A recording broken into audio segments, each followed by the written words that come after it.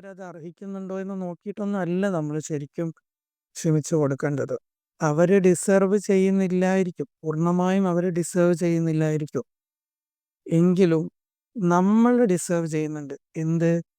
നമ്മുടെ മനസ്സിന്റെ സമാധാനം, ഇന്നർ പീസ്, നമ്മുടെ ഹാപ്പിനെസ്, നമ്മുടെ ഹെൽത്ത്, ഇതൊക്കെ നമ്മൾ ഡിസേർവ് ചെയ്യുന്നുണ്ട്. അതുകൊണ്ട് മാത്രമാണ് നമ്മൾ അവർക്ക് ഫോർഗീവ് ചെയ്ത് കൊടുക്കണം എന്ന് പറയുന്നത്. ഞാൻ ഒരു ചെറിയ ഒരു സ്റ്റോറിയിലേക്ക് നിങ്ങൾ ശ്രദ്ധ ക്ഷണിക്കാം. ഒരു ഗുരുവിൻ്റെ അടുത്ത് പഠിക്കുന്ന കുറേ കുട്ടികളുണ്ടായിരുന്നു. അപ്പം ഒരു കുട്ടി എപ്പോഴും ഇങ്ങനെ മറ്റുള്ളവരോടുള്ള പെരുമാറ്റത്തിലൊക്കെ ഒരു ചെറിയൊരു ഒരു റഫ്നെസ് കാണുന്നു. ഇപ്പം ഗുരുവിന് മനസ്സിലായി. ഗുരു അദ്ദേഹത്തിനെ പ്രത്യേകം വിളിച്ചിട്ട് ഇങ്ങനെ ചോദിക്കുന്നുണ്ട്. എന്തുകൊണ്ടാണ്? എന്തോ ഒരു കാരണം കൊണ്ടായിരിക്കാം നീ മറ്റുള്ളവരോടുള്ള പെരുമാറ്റത്തിലൊക്കെ കുറച്ച് കഠിനമായ സ്വഭാവം പുലർത്തുന്നത്. അപ്പോൾ ആ ശിഷ്യന്റെ ഉള്ളിൽ നിന്ന് ഇങ്ങനെ ആ ഒരു മനസ്സിൽ സൂക്ഷിച്ചു വച്ചിരിക്കുന്ന പകയുടെ കെട്ടുകൾ അഴിക്കാൻ തുടങ്ങി. ഇന്ന കൂട്ടുകാരൻ എന്നോട് ഇങ്ങനെ ചെയ്തു, അല്ലെങ്കിൽ വീട്ടിൽ സംഭവിച്ച കാര്യങ്ങൾ, അങ്ങനെ പല സംഭവങ്ങളും ഈ വ്യക്തി ഗുരുവിനോട് ഇങ്ങനെ വിശദീകരിച്ച് പറയാൻ തുടങ്ങി. അപ്പോൾ ഇതൊന്നും അങ്ങനെ പെട്ടെന്ന് ക്ഷമിച്ചു കൊടുക്കാൻ പറ്റുന്ന കാര്യങ്ങളല്ല എന്നൊക്കെ പറഞ്ഞു. അപ്പോൾ ഗുരു പറഞ്ഞു, ഓക്കെ, അത് നീ നിന്റെ ഇഷ്ടം പോലെ ചെയ്യാം. ഇപ്പം ഞാൻ നിന്നോടൊരു കാര്യം ആവശ്യപ്പെടുകയാണ്. ഒരു ചാക്ക് കൊണ്ടുവരാൻ പറഞ്ഞു. അവിടുത്തെ ആ പാചകപ്പുരയിൽ നിന്ന് ഒരു ചാക്ക് എടുത്ത് അതിൽ കുറച്ച് ഉരുളക്കിഴങ്ങ് എടുത്തുകൊണ്ട് വരാൻ പറഞ്ഞു ഈ ശിഷ്യനോട്. അങ്ങനെ ഈ ശിഷ്യൻ ഈ ഉരുളക്കിഴങ്ങ് കൊണ്ടുവന്നപ്പോൾ ഗുരു പറഞ്ഞു, നിനക്ക് ദേഷ്യം തോന്നുന്ന, പക തോന്നുന്ന ഓരോ വ്യക്തികളുടെയും പേര് ഇതിലെഴുതി ഈ ചാക്കിനുള്ളിൽ നിക്ഷേപിക്കാൻ പറഞ്ഞു. അങ്ങനെ അദ്ദേഹത്തിന്റെ ഓർമ്മയിൽ നിന്നെടുത്ത് എല്ലാ വ്യക്തികളുടെയും പേരെഴുതി ആ ഉരുളക്കിഴങ്ങിൽ പേരെഴുതി ചാക്കിനുള്ളിൽ അങ്ങനെ നിക്ഷേപിച്ചു.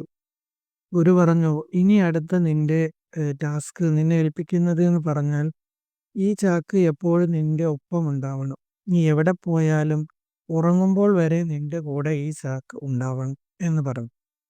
അങ്ങനെ ശിഷ്യൻ എന്തായാലും വേറെ പ്രത്യേകിച്ച് ഉപദേശങ്ങളൊന്നും ഗുരുവിന്റെ ഭാഗത്തുനിന്ന് ഇല്ല എന്ന് മനസ്സിലാക്കി ഇദ്ദേഹം ആ ചാക്കുമായി പോയി. അപ്പോൾ ഇദ്ദേഹത്തിന് യാത്രകൾ ചെയ്യാനുണ്ട്. അത് പോകുമ്പോഴൊക്കെ ഈ ചാക്ക് കൂടെയുണ്ട്.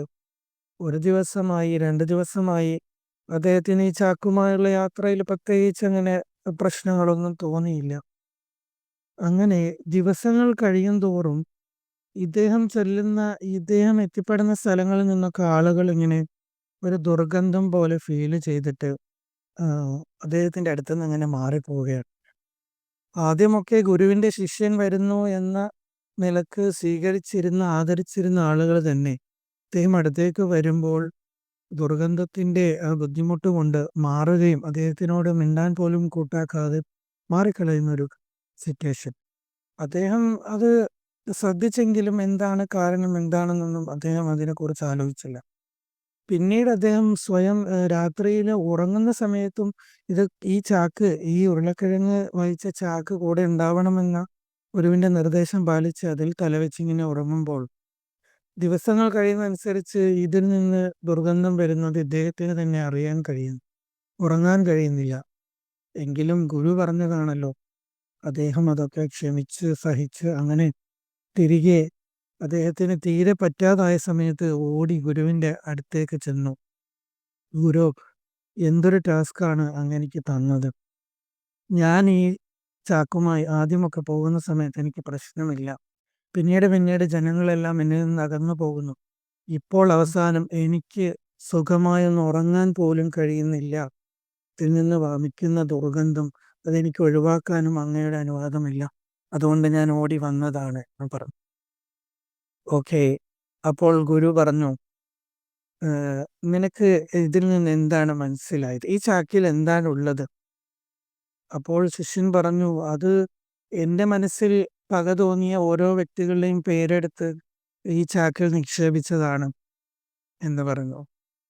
അപ്പോൾ ഗുരു പറഞ്ഞു, ഈ ചാക്ക് ഇതിലുള്ള ഈ ഉരുളക്കിഴങ്ങ് പഴകും തോറും അത് എത്ര നിന്നെ ബുദ്ധിമുട്ടിച്ചു, നിന്റെ ചുറ്റിലുമുള്ള ആളുകളെ എത്ര ബുദ്ധിമുട്ടിച്ചു എന്ന് നിനക്കിപ്പോൾ മനസ്സിലായോ? അപ്പോൾ അതിലെഴുതിയ പേരും വ്യക്തികളും ഒന്നുമല്ല, അതിൻ്റെ ആ ഒരു ഫലം എന്താണ് എന്ന് ആ ശിഷ്യനെ പ്രാക്ടിക്കലി ഗുരു ബോധ്യപ്പെടുത്തി കൊടുക്കുകയായിരുന്നു. അപ്പോൾ ഓരോ വ്യക്തികളും ഓരോ ഉരുളക്കിഴങ്ങായി സങ്കല്പിച്ചുകൊണ്ട് ഗുരു അദ്ദേഹത്തിനോട് പറയാൻ ഉദ്ദേശിച്ച മെസ്സേജ് ഇതാണ്: ഓരോരുത്തരോടുമുള്ള പക മനസ്സിൽ കിടക്കുമ്പോൾ അതിൻ്റെ ദുർഗന്ധം നീയാണ് വഹിക്കുന്നത്, നിന്റെ മനസ്സിലാണ് അത് ചീഞ്ഞു നാറുന്നത് എന്ന്. ആ കഥ എവിടെ അവസാനിച്ചു? അപ്പോൾ നമുക്ക് തിരിച്ചു വരാം.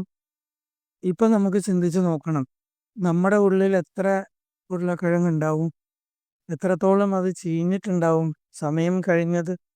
എത്രയോ ആളുകളുടെ പേരെഴുതി നമ്മൾ സൂക്ഷിച്ചിട്ടുണ്ടാവും.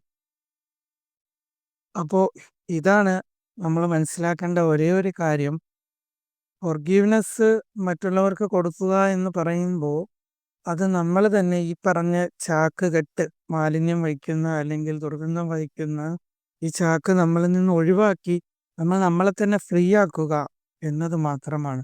നമുക്ക് കൊടുക്കാൻ പറ്റുന്ന ഏറ്റവും വലിയ ഗിഫ്റ്റാണ് ശരിക്കും ഈ ഫോർഗീവ്നെസ് എന്ന് പറയുന്നത്.